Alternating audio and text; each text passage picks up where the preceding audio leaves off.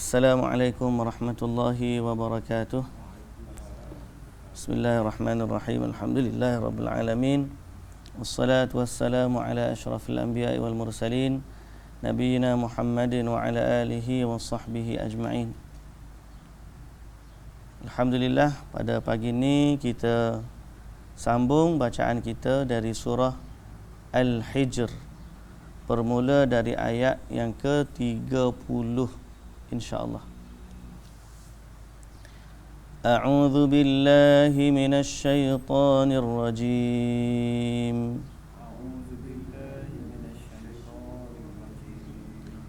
Bismillahirrahmanirrahim. Fasajadal malaikatu kulluhum ajma'un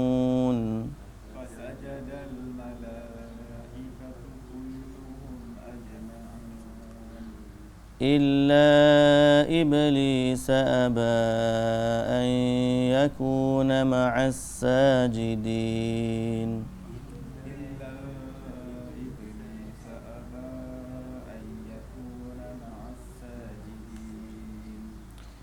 قال يا إبليس ما لك ألا تكون مع الساجدين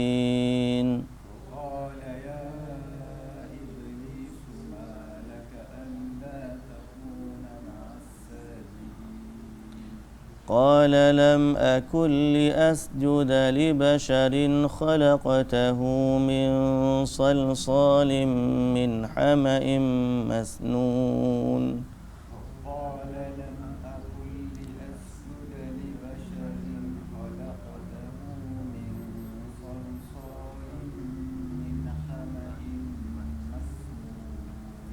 قال فاخرج منها فإنك رجيم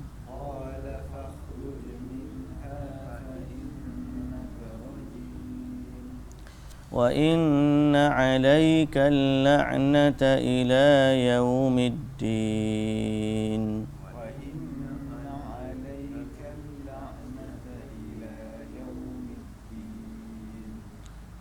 قال رب فأنظرني إلى يوم يبعثون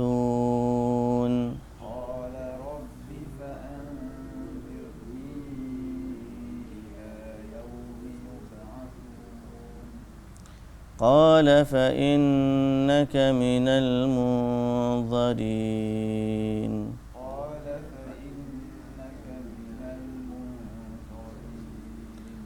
إلى يوم الوقت المعلوم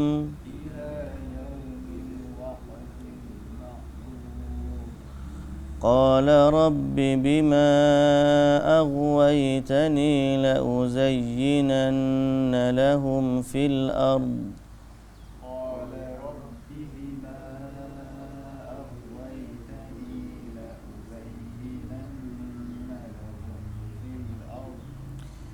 لأزينن لهم في الأرض ولأغوينهم أجمعين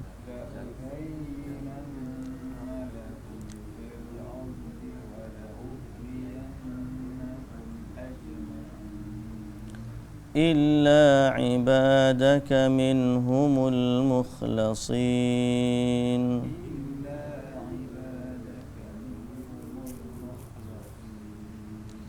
قال هذا صراط علي مستقيم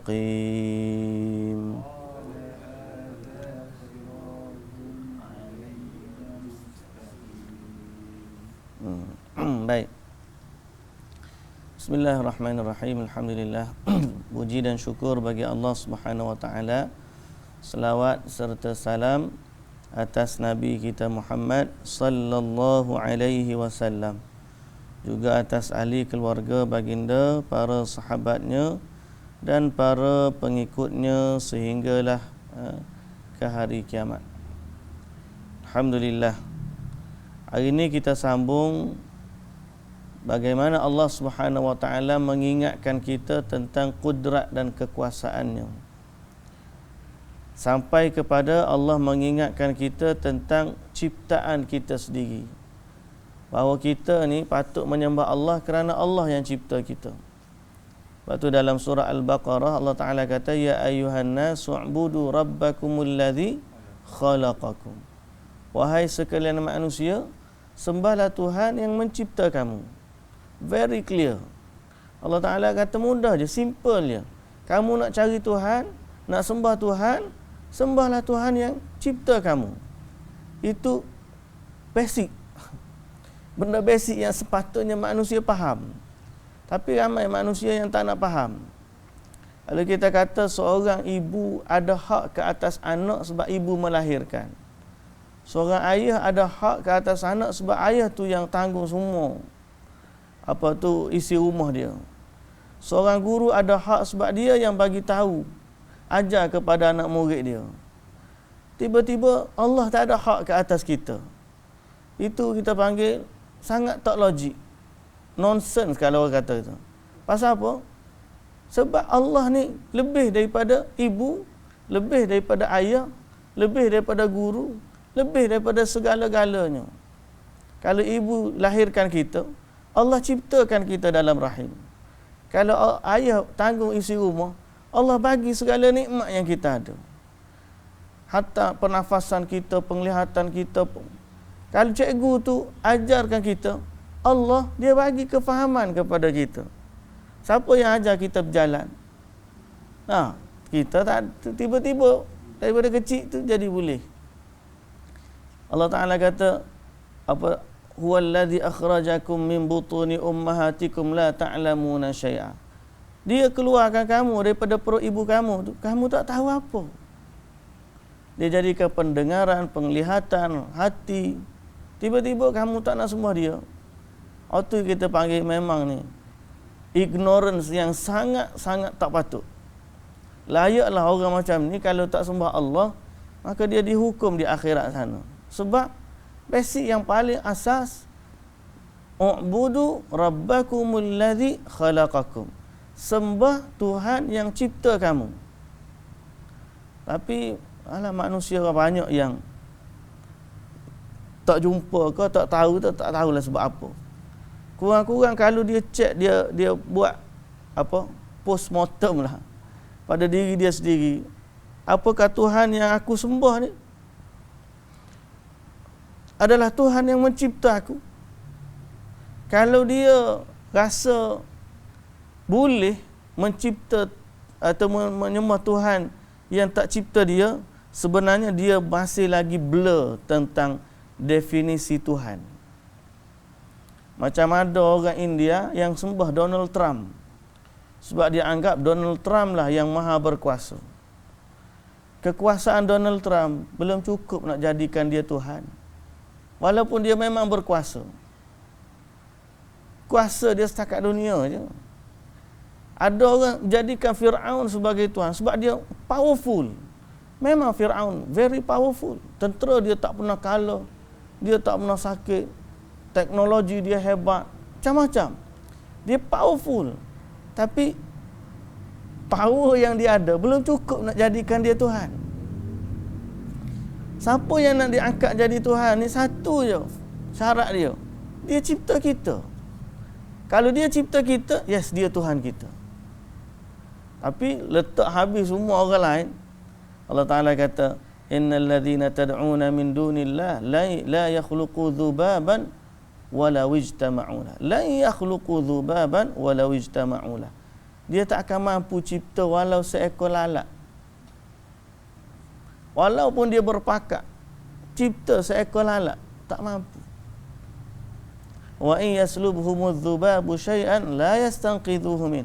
Bukan setakat tak mampu nak cipta lalat. Kalau lalat ambil sesuatu daripada dia pun, dia tak mampu nak ambil balik. Lemahnya makhluk. Jadi Allah Ta'ala kata simple je. Untuk kita ni simple nak suruh faham. Di saat kamu nak menyembah Tuhan, sembahlah Tuhan yang cipta kamu. Okey. Kalau patung berhala tu cipta kamu, sembah dia. Nah, tak ada masalah. Tapi iya ke dia cipta kamu? Kalau pokok besar tu ada kekuasaan kepada kamu, kamu kata dia boleh bagi mudarat, sakit, demam, macam-macam, Tapi isu asasnya, dia ke cipta kamu. Kalau setakat memberi manfaat dan mudarat, itulah yang Namrud kata kepada Nabi Ibrahim. Ana uhyi wa umit. Aku pun boleh menghidup dan mematikan. Nah, pasal aku ada kuasa. Tapi Nabi Ibrahim kata, Tuhan aku tu boleh terbit matahari daripada ufuk barat, ufuk timur, terbenamkan di ufuk barat. Kamu boleh. Fabuhital ladzi kafar. Terdiamlah orang yang kafir itu. Jadi asasnya kita menyembah Allah kerana hak Allah ke atas kita sebagai pencipta. Limadha? Kenapa kita sembah Allah? Sebab Allah cipta kita. Dan sebab itulah Allah Azza wa Jalla dalam Al-Quran sebut banyak kali bahawa Dia lah Tuhan yang mencipta kita. Dan bukan sekadar itu, Allah jadikan kita makhluk yang mulia dari kalangan sekalian makhluk yang lain. Dan ini yang Allah Ta'ala sebut. Okay? Allah Ta'ala kata apa? Fasajadal malaikatu kulluhum ajma'un. Bila Allah perintahkan sekalian jin dan malaikat pada saat itu sujud kepada Nabi Adam alaihi salam, maka sujudlah sekalian malaikat semua sekali. Sujudlah malaikat semua sekali.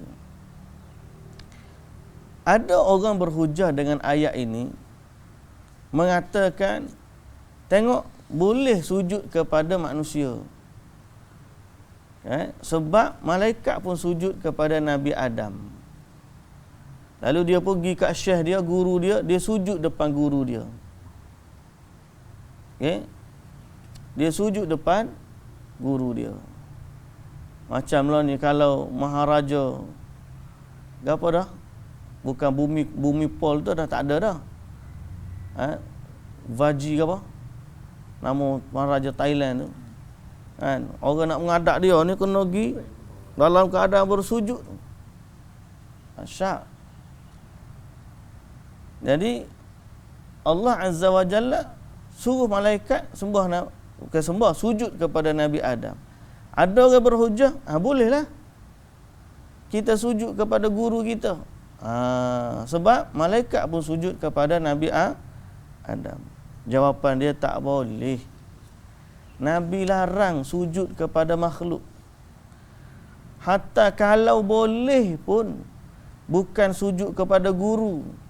Nabi kata kalau aku boleh perintahkan manusia sujud kepada manusia yang lain, dan saya akan kuperintahkan isteri sujud kepada suami. Kalau boleh. Tapi tak boleh lah. Tak boleh. Dan para sahabat pun tak sujud kepada Nabi Muhammad sallallahu alaihi wasallam. Padahal dialah manusia yang paling mulia. Para sahabat tak sujud kepada Nabi Muhammad sallallahu alaihi wasallam. Nabi Muhammad pun tak sujud kepada orang lain dan tak perintahkan sahabat-sahabat sujud kepada dia. Jadi bertentangan kalau ada tiba-tiba seorang guru, anak murid dia sujud kepada dia, dia tak larang, maka dia sendiri tak faham. Patutnya dia sebagai guru, kalau ada orang anak murid nak sujud kat dia, dia larang. Pasal apa? Pasal itu adalah larangan ataupun perkara yang ditegah dan dilarang. Sujud ni milik mutlak pencipta kita, Allah Subhanahu wa ta'ala. Kalau dia berhujah dengan ayat ni, apa jawapan dia?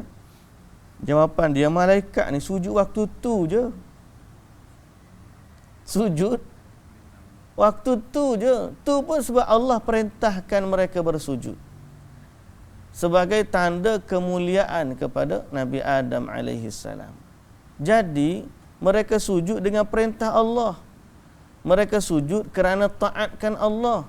Bukan sebab sembah Nabi Adam. Beza. Okey? Jadi, apabila Allah tak perintahkan, tak bolehlah sujud. So, sekarang ni, kalau seorang manusia nak pergi sujud kepada manusia yang lain, ada tak perintah Allah kepada mereka? Tak ada. Jadi, kalau tak ada, benda tu tak boleh. Orang panggil make it simple. Cuba fikir simple je. Simple, maknanya kita ni hanya bersujud kepada Tuhan yang mencipta kita.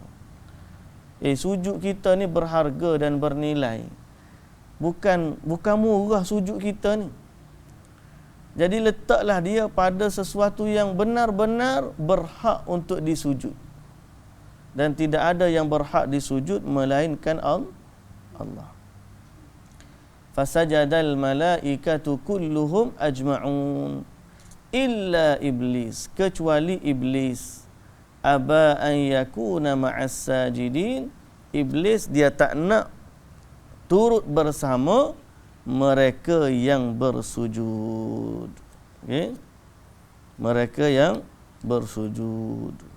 Yang kita dah tahu dah kenapa aba wastakbara dalam surah Al-Baqarah disebut aba wastakbara, tak nak berserta takbur.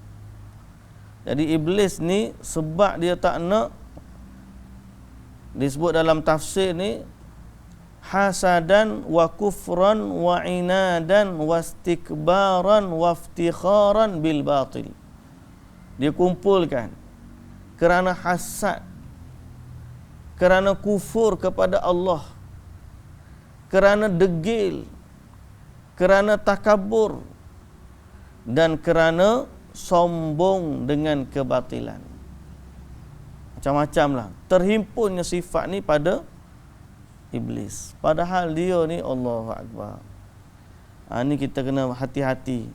Jangan ada rasa kita ni hebat. Saya sebut pada saya baru ni, kita para pendakwah ni, kita kena sedar hakikat. Pendakwah ni bukan semuanya alim. Bukan bila dia mengajar secara automatik dia ni ulama. Tak. Ulama dengan da'i ada beza. Ulama dengan da'i. Kita hak mengajar ni baru sampai peringkat da'i. Da'i ni dia boleh jadi da'i kalau dia hanya faham satu ayat. Nabi kata balighu anni walau ayah. Siapa-siapa pun boleh jadi da'i. Asal dia pandai cakap, dia boleh lah. Nah, tapi nak jadi ulama lain. Ulama ni seperti ensiklopedia. Ada Quran dalam kepala dia, ada hadis dalam kepala dia, ada bahasa Arab dalam kepala dia. Dia faham Quran, dia faham hadis. Dia sirah Rasulullah dia tahu, cerita tentang fiqh mazhab ni dia tahu. Semua ensiklopedia. Kita ni kalau orang tanya, tunggu sekejap, saya kena buka dulu rujuk apa? Google dulu, Syekh Google. Tanya dulu Syekh Google, tanya dulu, buka laman web majlis apa tu Jabatan Mufti, Pejabat Mufti Wilayah ke. Laman web Q&A Islamik ke, laman web yang dipercayai. Tanya dulu. Kita bukan ensiklopedia, kita ni orang tolong cari. Jadi sebab tu para dai kena rasa, kena tahu hakikat. Kita ni bukan siapa-siapa pun. Cuma Allah Ta'ala panggil kita ni, Allah bagi kelebihan. Kau boleh bercakap sikit sebanyak. Kalau orang tanya 2-3 patah, lekok lalu, batu tak berani nak buka soal jawab payah-payah. Betul tak? Baik orang tanya orang lain daripada tanya kita. Jadi biar sedar hakikat diri. Jangan sombong, bahaya. Tu para da'i. Begitulah juga orang-orang yang ada orang yang diberi kelebihan pada sudut pangkat, jawatan, ada sudut harta dan sebagainya. Ada orang dengan kecantikan. Kadang-kadang dengan cantik jadi boleh jadi sombong tau. Isu viral sehari dua hari dia. Kalau orang main Facebook lah. Tak tengok Facebook, tak dengar. Dia review produk. Lepas tu orang marah kat dia. Masuk buat masakan. Tak produk nak berniaga tepi. Dia maki orang tu, marah. Caci macam-macam. Orang menggemuk lah macam-macam. Dia panggil body shaming. Ya. Dengan kecantikan, manusia boleh jadi sombong. Dia rasa dia cantik, dia rasa orang lain tak cantik. Lama kita lah ni, main-main. Bila ada duit, dia rasa sombong. Dia rasa dia hebat. Orang tak ada duit, dia rasa tak hebat. Bila ada power, kuasa, dia rasa dia hebat. Orang tak ada power. Bila ada ilmu pun dia rasa, padahal ilmu dia sikit je, dia dah rasa dia ni hebat. Tak nak dengar teguran orang. Tu pada da'i. Kalau orang anak murid baru belajar, lagilah jangan sombong. Da'i pun tidak, ulama pun tidak, baru mula belajar. Oh, dah panggil gelar orang ulama tu ular dalam semua. Dia baru belajar aja.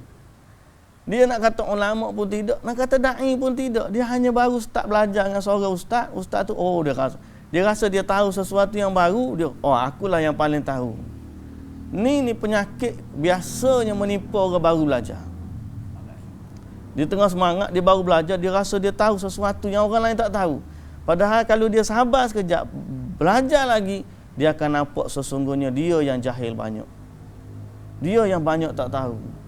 Dia akan rasa, ya Allah, aku ni banyaknya tak tahu. Padahal memang dia belajar, cuma dia belajar tu baru sikit dia baru daripada ilmu. So nak jadi da'i pun tak lagi, nak jadi ulama apatah lagi. Ensiklopedia tu Allah. Pak kita ni nak cari orang hafal kutub sitah dalam kepala dia. Tak ada. Kalau pergi Arab Saudi ke, kalau pergi negara memang Quran hafal, hadis Sahih Bukhari, Sahih Muslim hafal. Bukan setakat tunggu sekejap saya buka dulu rujuk. Dah, dia tak ada gitu. Dia boleh berbagi hadis ni riwayat begini. Dahsyat.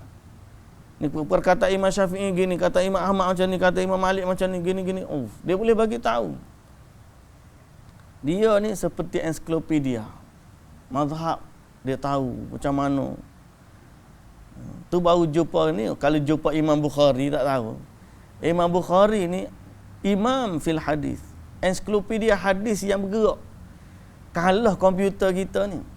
Tu ulama tapi dia sampai di penjara dia tak sombong.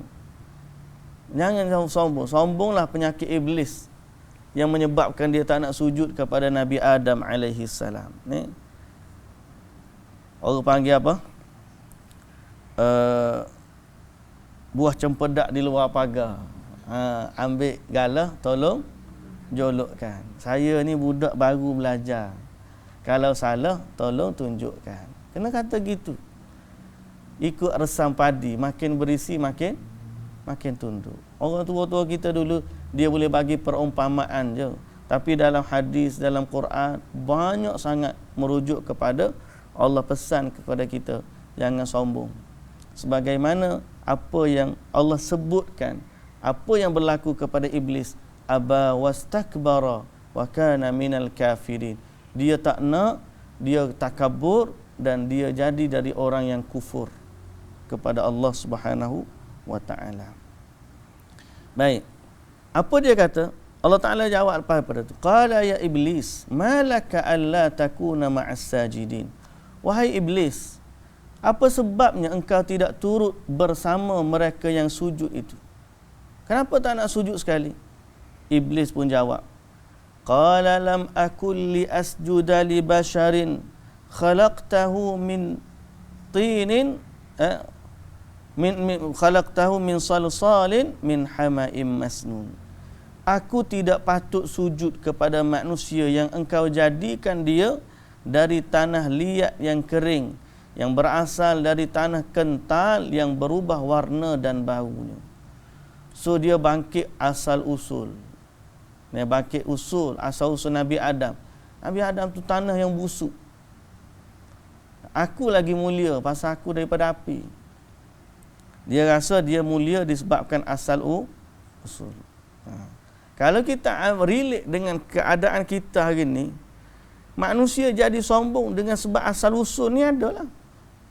Cuma dia tak marah ke orang tu, awak ni tak pasal daripada tanah liat. Dia tak kata gitu sebab dia pun sama. Cuma dia akan balik daripada asal usul keturunan. Awak ni keturunan apa?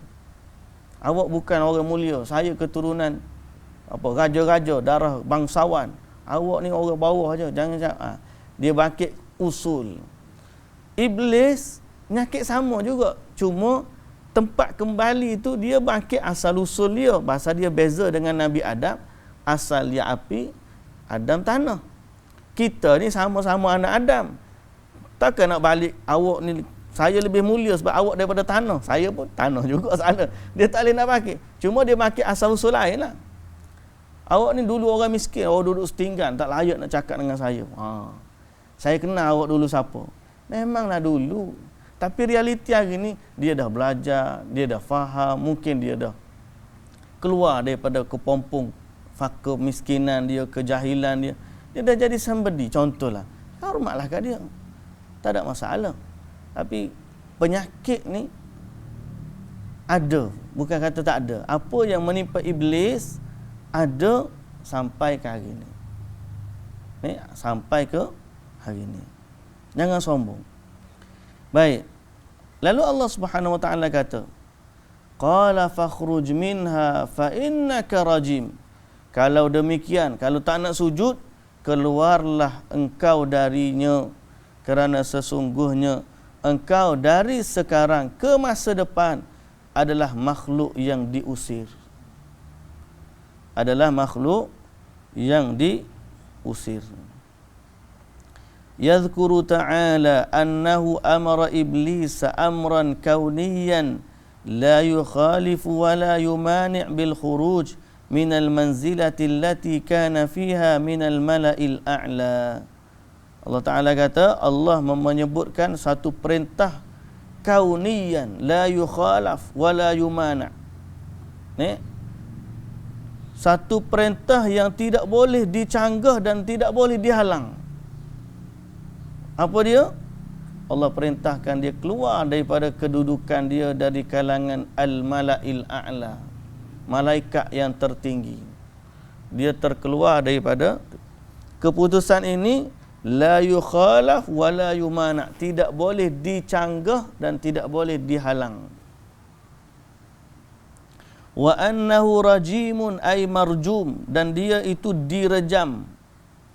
Wa annahu qad atba'ahu al-la'nah la tazalu muttasilatan bihi lahiqatan lahu mutawatiratan alaihi ila yaumil qiyamah. Wa inna alaika al-la'nah, bukan setakat kena usir. Wa inna alaika al-la'nah, sesungguhnya engkau ditimpa laknat terus menerus sehingga ke hari kiamat. Jadi disebut sini bukan setakat diusir, diikuti dengan nikmat yang tidak berpisah dengannya, senantiasa menimpanya secara mutawatirah. Mutawatirah ni bertimpa-timpa lah, berturut-turut, senantiasa. Sampai bila? Sampai hari kiamat. Berterusan sampai hari kiamat. Yang laknat dia Allah, malaikat dan sekalian manusia. Allah laknat dia, malaikat laknat dia, manusia laknat dia. Habis itu nak apa lagi? Kerana kesombongan yang berlaku, dia dilaknat oleh Allah Azza wa Jalla. Berkata Sa'id ibn Jubair, lamma la'ana Allahu iblis, taghayyarat suratuhu an suratil malaikah wa rannah fakullu rannatin fid dunya ila yaumil qiyamah minha. Rawahu Ibnu Abi Hatim. Disebut dalam tafsir riwayat Ibnu Abi Hatim, Sa'id ibn Jubair dia kata, apabila Allah laknat iblis, berubahlah iblis daripada rupa malaikat kepada rupa dia yang dahsyatlah, yang wallahu ta'ala alam. Disebut dalam riwayat Ibnu Abi Hatim. Okey. Kemudian qala rabbi bima, qala rabbi fa'anzirni ila yaumi yub'atsun. Dia minta dengan Allah, wahai Tuhanku, jika demikian berilah tempoh kepadaku sehingga hari mereka dibangkitkan. Tak puas hati lagi tu, minta dengan Allah. Minta apa? Bagi tangguh kepada hari kiamat. Kenapa nak minta tangguh hari kiamat? Okey. Qala rabbi qala fa innaka minal munzarin. Allah Taala kata, dengan permohonan itu maka sesungguhnya engkau dari golongan yang diberi tempoh. Allah perkenan permohonan dia. Ila yaumi wa ila yaumil waqtil ma'lum, kepada hari yang masanya telah dimaklumi. Okay? Itu sehinggalah ke hari kiamat. Qala rabbi, Iblis jawab lagi, wahai Tuhanku, bima aghwaytani, kerana engkau telah jadikan aku sesat, la uzayyinanna lahum fil ard, maka demi sesungguhnya aku akan memperelokkan segala jenis maksiat pada Adam dan zuriatnya di dunia. Wala ughwiyannahum ajma'in, dan aku akan menyesatkan mereka semuanya. Dia minta tangguh tu sebab apa? Sebab dia nak sesatkan anak cucu Nabi Adam. Tak puas hati lagi. Dah dia kena hukum, dendam pula.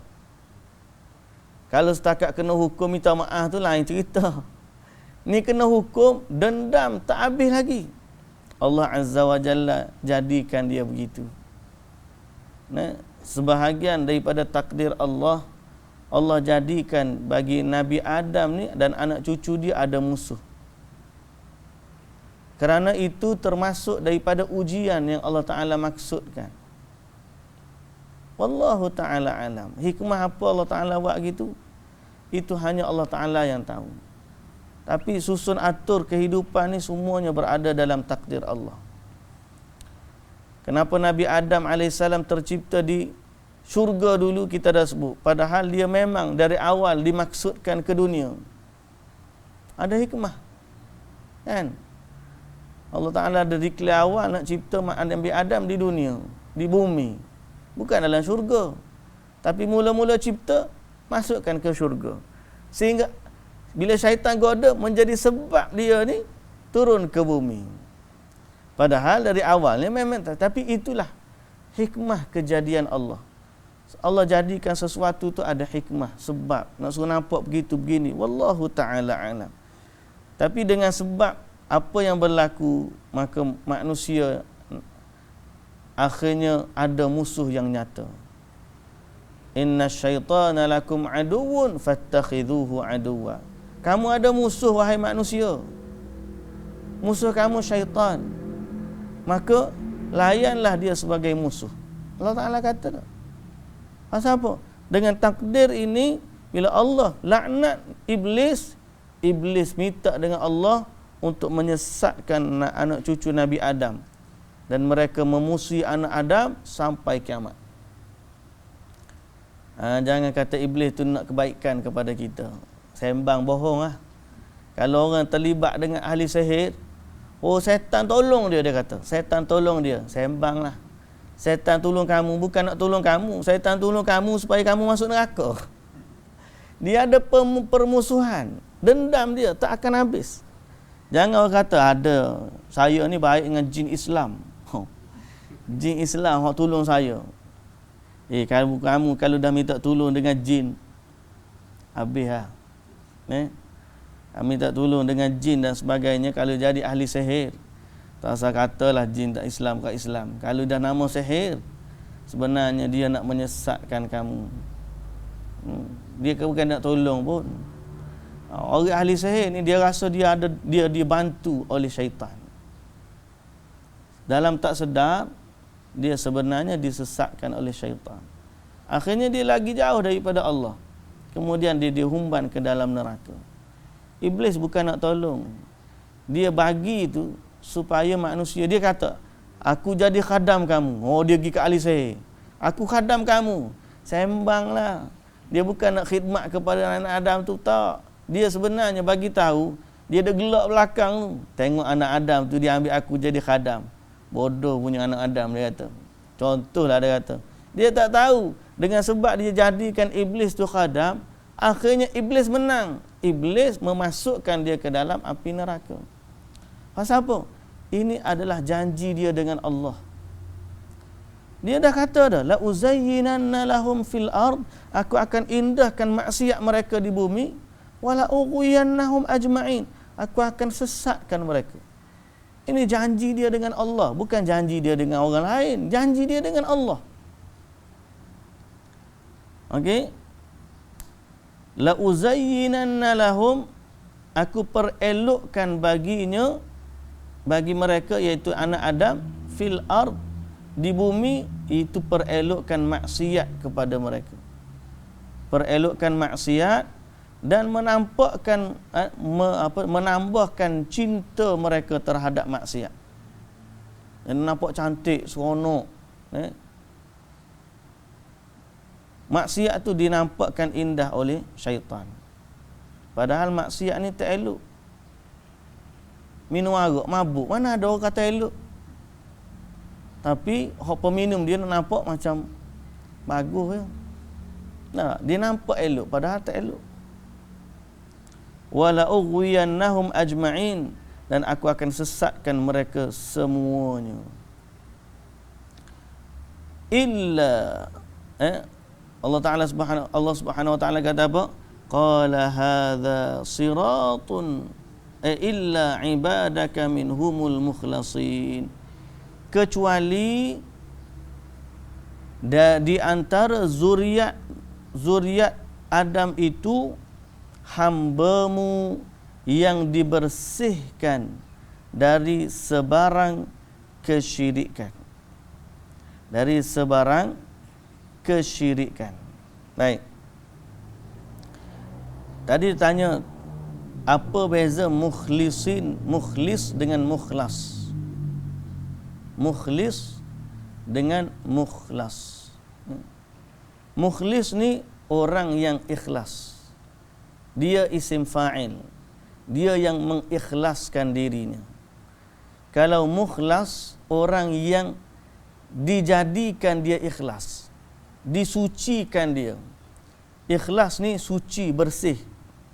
Kalau dia ikhlas, mana dia suci, bersih daripada kesyirikan. Mukhlas, Allah bersihkan dia daripada kesyirikan. Jadi mukhlas di sini menunjukkan bahawa kita ni kalau nak cari keikhlasan, kena minta dengan Allah Subhanahu wa taala.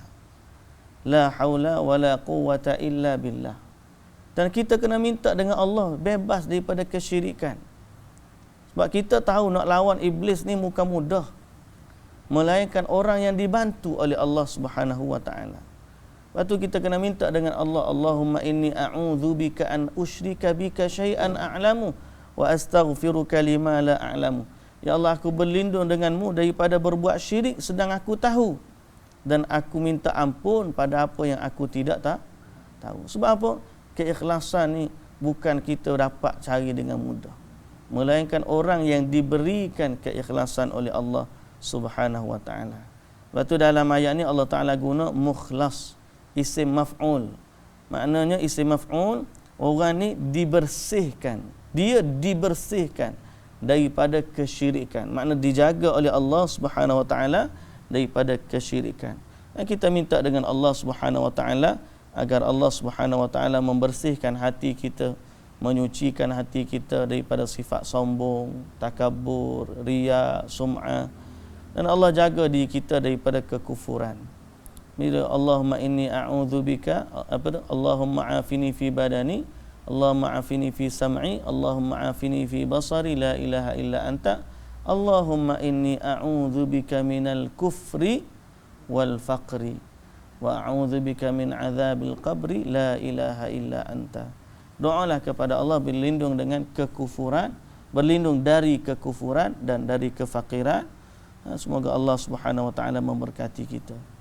Bila dia kata begitu kepada Allah, yang menariknya Allah terima deal ni. Allah Taala terima deal iblis ni. Lalu Allah Taala kata apa? Qala hadza siratun alayya mustaqim. Inilah satu jalan yang lurus yang tetap aku memeliharanya. Okey? Allah ada jalan dia. Syaitan nak ikut, siapa nak ikut syaitan, nak sesatkan, Allah terima deal. Dan ayat seterusnya, perbincangan itu dalam ayat ke-340, 1, 2, 42 dan seterusnya, insya-Allah kita baca besok hari. Allahu taala alam. Subhanakallahumma wa bihamdika Asyhadu an la ilaha illa anta astaghfiruka wa atubu ilaik. Assalamualaikum warahmatullahi wabarakatuh.